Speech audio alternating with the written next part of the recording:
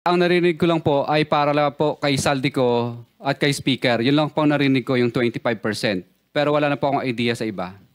Ngayon, tanungin ko kayo, meron kayong sinabi na isang congressman o ilang congressman ba nagsabi na kaya ganito kalaki ang SOP na hiningi namin sa inyo, 25% to 30%. Dahil hindi lang sa congressman ito, hindi lang ito sa akin, kundi binibigyan namin si Congressman Saldico at saka si Speaker. Alam ba niyo kung ilang porsyento dito napupunta kay Speaker, ilang porsyento napupunta kay Saldico sa 25% na ito?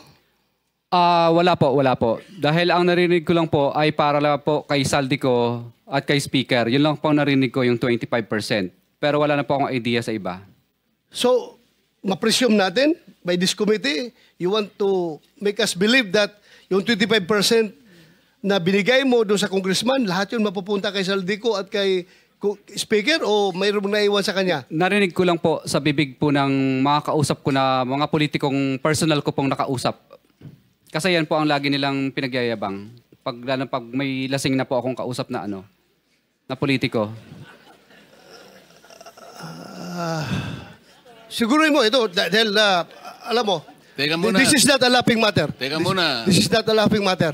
Teka muna kasi baka mamaya lasing yung kausap mo kaya niya nasabi yung 25%. Pag tinatawagan din po ako, lagi din pong pinagmamayabang na pinahihingi na po sa taas. Sa taas. Kahit hindi sila lasing, ganun ang Yes po, sinasabi. pinahihingi na po at pinakukuha na. At nagmamadali pa kami, halos magkandara pa kami kung saan namin kukunin at uutangin. At katunayan nga po, yung inutangan na po namin ngayon ay yung bangko po ay sinara na po. Pero sinasabi nila, kaya ganito kataas, 25%, sabagat ibang bahagi nito ay napupunta kay ganito at saka kay ganito.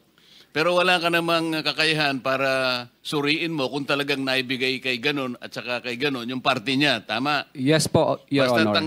Basta kinuha niya lang, kaya ganito kataas sapagkat ipinakikita niya sa iyo na hindi lang para sa kanya, sapagkat meron pa rin siyang bibigyan. Ganon ang napagkakaintindi mo. Ang danilig ko po sa kanila ay sa 25 na yun, wala pa siya doon.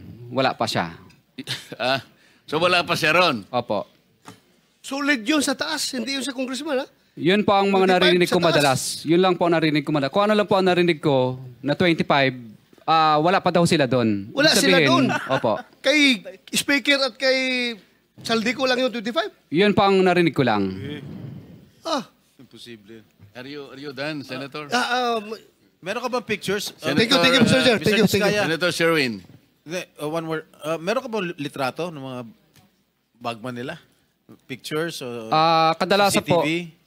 maingat po sila at ayaw nila. At syempre kami naman po ay ayaw po naming ma-intimidate naman po sila.